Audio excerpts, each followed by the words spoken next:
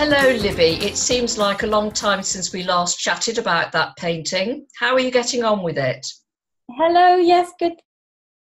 Well, I think it's nearly finished. It may well actually be finished. Let me get you in a little bit closer to have a proper look. So I've been working on the shadows since we last saw each other, and a bit more detail in the background. The foreground's still very loose, but I quite like that. I think I'm going to keep it like that. It's one of the most sort of painterly studies I've done so far.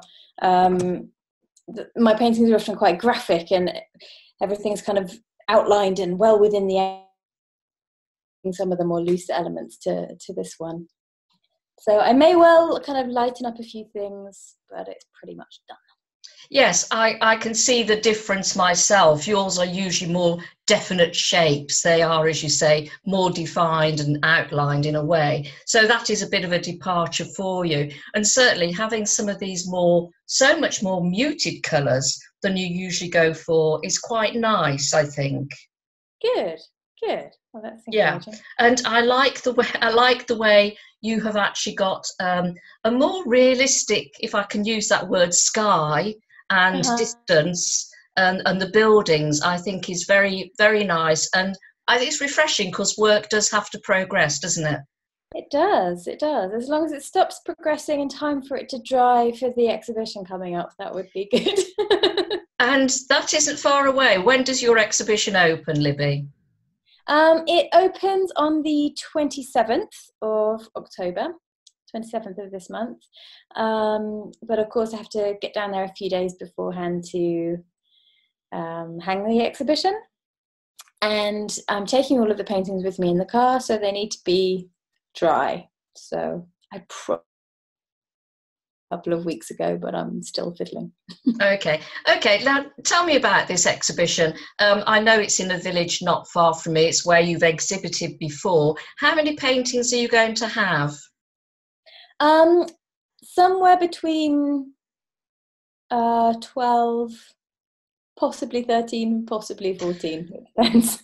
And okay, that on an optimistic note then. But and so, do you actually decide how they are displayed, or do you work with the gallery owner?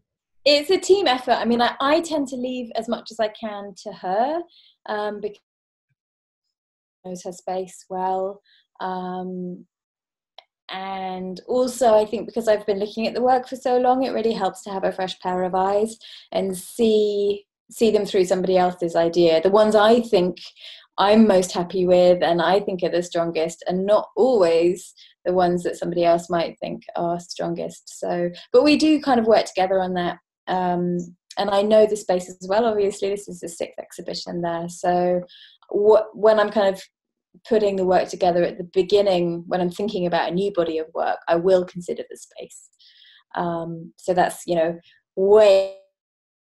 quite often draw out a little gallery plan and kind of think about the scale of the paintings that I want, and have in mind the kind of the themes that I want to bring into the exhibition. This year's it's a big mixture actually, so it's going to be probably the most challenging exhibition to hang, so I'm quite happy to get the advice from the gallerist, because I think she'll be good at bringing that together.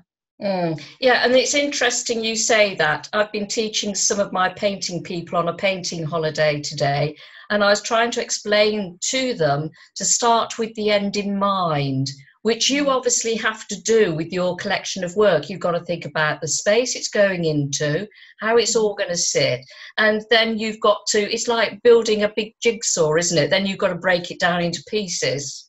Yeah, starting kind of in reverse. And I actually trained as a sculptor, not as a painter, and it was a lesson I learned then. I tried to learn then. I wasn't very good at it with sculpture, with ceramics, and it sounds like with watercolour too. You really do have to consider the design of the whole piece. Oil painting, there's actually a lot more room to maneuver, because if you make a mistake, you can paint over things. Although I tend not to like to do that, because I work with a lot of translucence. translucent colours. But yeah, in a sense, that kind of the sculptural experience helped me in terms of designing the show, if not each individual painting, but the actual kind of where, you know, where's it going to go, and let's think about this before we begin. Yes, that's good. That's really good. You do keep freezing occasionally, but hopefully it won't spoil people's viewings of this. Oh, okay. So, it's because I'm in Berlin and it's cold. Yes, probably. Is it cold? Oh dear. Actually, it's not too bad for Berlin yet. So. Okay. But as well as paintings, I believe you've also got something else at the exhibition this year. Tell me about this. Well, I have many other things, but I think what you're referring to is some clothing. Is that what you're thinking? Yes. So, well, please cross your fingers, and all of your viewers, please cross their fingers too. I was approached by a fashion company. They're based in Paris. They'd seen my work and wanted to put some of my paintings onto the clothing designs. So I thought, why not? This is a good experiment and a new adventure. So they chose 3 different paintings, and in some cases just very small details of those paintings, and put them onto a gilet, cardigan, a big oversized jumper, and a couple of tighter fitting tops. So it's and they're printed onto merino wool, which is just really lovely and soft, and they're gorgeous quality. So that's good. The thing that everybody needs to cross their fingers for is that they are currently still being manufactured. And I was expecting them to be delivered 2 weeks ago. So well, yes, we'll all keep our fingers crossed. So you've got some clothing. How is that going to be displayed then? We're going to have a little fashion show. Yeah, so the paintings will all be hanging, and in the space we'll just do a very kind of low-key fashion show. So there won't be a stage or a catwalk or anything, you'll just have people walking around, will you? I imagine there will be some sort of a catwalk, actually. Well, not catwalk on a stage, but maybe a little red carpet or something put out, something like that. Or perhaps the gallery actually has an outside space as well, which has got kind of a long sloped path, so it might.